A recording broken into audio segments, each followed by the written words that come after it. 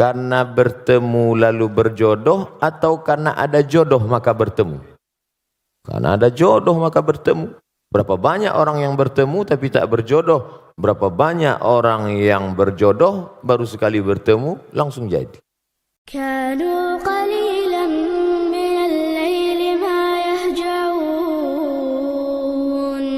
وبالأسحار هم يستغفرون. Assalamualaikum warahmatullahi wabarakatuh. Waalaikumsalam warahmatullahi wabarakatuh. Senang sekali kesempatan bisa bertemu dengan guru besar Ustadz Abdul Somad. Barakallah. Saya baru saja menikah. Saya berharap bisa mendapatkan nasihat sedikit mengenai pernikahan, baik yang baru menikah maupun teman-teman yang sudah lama menikah. Sedikit nasihat mungkin Ustadz. Terima kasih. Pertama saya ucapkan barakallahu lakuma wa baraka alaikuma wa jama'a bainakuma fi khair. Barakallahu lakuma, berikan berkah kepada mereka berdua ya Allah. Wa baraka alaikuma, berikan berkah dalam mengharungi kehidupan senang dan susah, lapang dan sempit. Wa jama'a bainakuma fi khair, disatukan dalam kebaikan. Hadis sunnah Nabi Muhammad sallallahu alaihi wasallam. Pertama, mesti difahami bahwa karena jodohlah engkau bertemu, bukan karena bertemu lalu berubah menjadi jodoh. Karena bertemu lalu berjodoh atau karena ada jodoh maka bertemu? Karena ada jodoh maka bertemu. Berapa banyak orang yang bertemu tapi tak berjodoh? Berapa banyak orang yang berjodoh baru sekali bertemu langsung jadi? Tapi jangan gara-gara ini lalu tidak usaha. Nah, ini yang jomblo-jomblo besok nyantai aja. Nanti nggak ada usaha. Bukan pertemuan yang membuat jodoh, tapi jodohlah yang buat bertemu. Makanya harus ada ikhtiar dan usaha.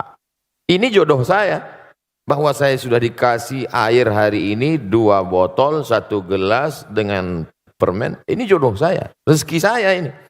Tapi kalau saya tidak berusaha untuk mengambilnya, membukanya, rupanya kosong. Ada yang mulai kayaknya. Harus ada ikhtiar. Allah kasih mata, Allah kasih telinga, Allah kasih tenaga, Allah kasih kudrat kemampuan, Allah kasih iradat kehendak. Maka gunakanlah potensi yang ada. Maka pahamilah wahai saudaraku bahwa kalian dipertemukan oleh Allah Subhanahu wa ta'ala. Ini banyak orang sekarang salah jawab. Mas, iya, itu istrinya? Iya. Ketemu di mana? Salah sambung. Maka sejak hari ini katakanlah, aku tak pernah mencari dia, dia tak pernah mencari aku. Allah yang sudah mempertemukan kami. Gitu. Walaupun udah tua, nggak apa-apa. Setelah yakin bahwa itu adalah skenario kehendak Allah, yang kedua, khuliqatil mar'atu min dhila'. Perempuan itu diciptakan dari tulang rusuk yang bengkok. Wajuha a'laha, tulang rusuk yang paling bengkok, yang paling atas. Tulang rusuk yang paling bengkok, yang paling atas. Idza akhazta aqamtaha kasartaha. Kalau kau paksa harus lurus, dia patah. Perempuan ini tulang rusuk yang bengkok. Kalau kau paksa lurus, patah dia. Tapi kalau kau ikut, kau jadi bengkok. Kan susah itu. Kalau diluruskan, patah dia. Kenapa nggak pakai jilbab? Patah dia. Maka pakai lembut lah, pakai jilbab ya. Tak usahlah saya ajari, paham lagi kalian tuh. Pandai-pandai. Yang ketiga, man tazawwaja faqad istakmala nisfal iman. Siapa yang menikah, dia sudah menyempurnakan setengah iman. Iman itu 100%. Siapa yang sudah menikah, imannya sudah download 50%. Sisanya bukan menikah lagi. Ini perlu saya luruskan ibu-ibu, karena banyak sekarang jamaah yang sudah pandai menafsirkan sendiri. Sisanya falyattaqillaha fin nisfil baqi, takwa kepada Allah. Setakwa-takwanya anak lajang pemuda jomblo yang belum menikah, imannya baru 50. Sempurnakan dengan menikah. Sebaliknya yang sudah menikah walaupun tidak takwa sudah 50. Tinggal takwa sedikit aja lagi. Oleh sebab itu maka bersyukur kita, sahabat-sahabat kita. Mudah-mudahan yang belum berjodoh ditemukan Allah jodoh. Yang bilang amin yang belum nikah aja.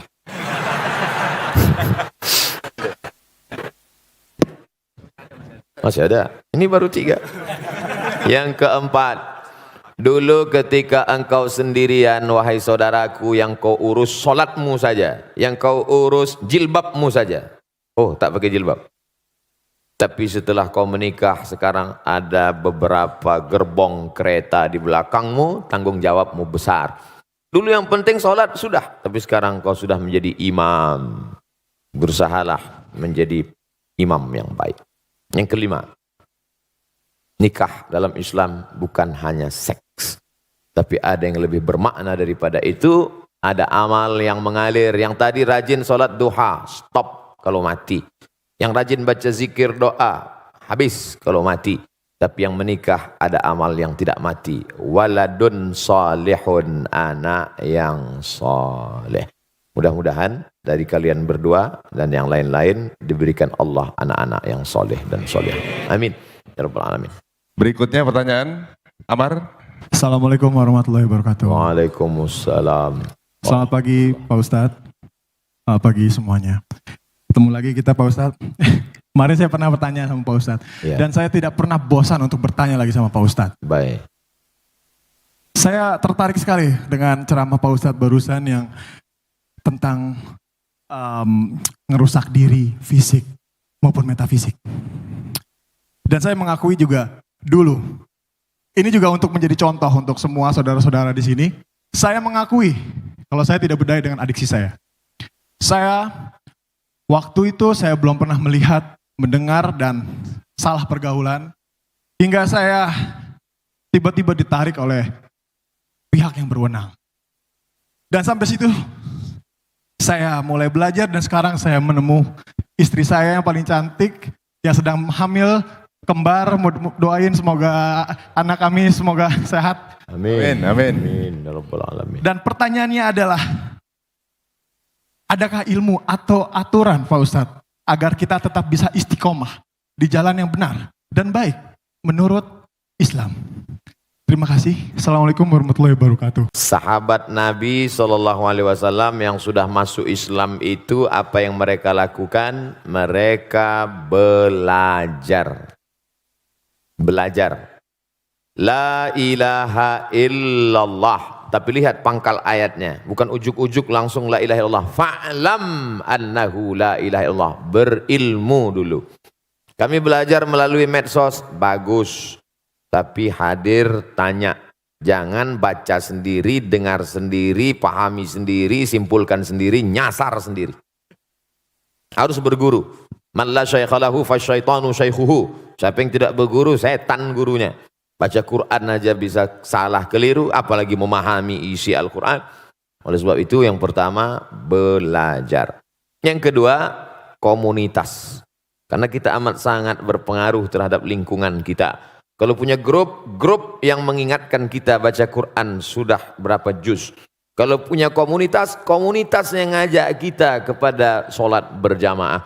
Kalau kira-kira keberadaan kita di komunitas itu tidak mendukung iman kita, keluar. Kalau saya keluar dari komunitas ini, lantas siapa yang berdakwah Pak Ustadz? Antum berada di situ mempengaruhi atau dipengaruhi? Jangan-jangan antum hanya tukang pancing yang dilarikan ikan. Menyangka akan bisa memancing ikan, rupanya ikan yang tertangkap ikan paus. Oleh sebab itu maka yakinkan diri kuat. Setelah kuat bisa, baru. Ada periode Makkah, tapi ada periode Madinah Al-Munawwarah. Setelah kuat, yakin, maka komunitas-komunitas yang kira-kira bisa dipengaruhi, tapi kalau tidak, komunitas yang menguatkan iman kita. Yang ketiga, pentingnya menerima nasihat bukan hanya dari telinga, ceramah, khutbah, seminar, pengajian, tausiah, tapi nasihat mata yang tidak bersuara, tak berbunyi. Wa kafa bil mauti wa'iza. Cukuplah kematian sebagai nasihat.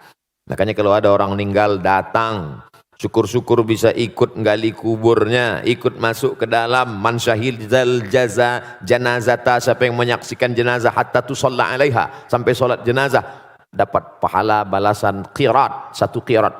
Wa man syahidal janazata hatta tudfan, siapa yang menyaksikan solat jenazah ikut sampai ke pemakaman, lahu qiratan, dapat 2 qirat. Sahabat bertanya, wa mal qiratan ya Rasulullah, apa 2 qirat itu wahai Rasulullah? Rasulullah menjawab, mithlul jabalainil azimaini, seperti 2 gunung bukit yang pahala besar. Apa hikmah di balik itu? Melihat nasihat dengan mata. Kalau dilaksanakan ini insya Allah masuk yang keempat, jangan lupa mohon doa. Makanya selesai pertemuan berdoa. Selesai, Ustadz doakan saya, doakan juga saya. Ustadz mohon doanya, doakan juga saya. Saya tak pernah berhenti mengucapkan itu. Karena kita tak tahu entah dari mulut yang mana doa itu menembus pintu-pintu langit. Boleh jadi kita merasa kita hebat, kita berilmu, tapi hati kita kotor. Ada dia yang bukan ustadz, bukan siapa-siapa, baru saja tobat, bersih hatinya sebersih-bersihnya.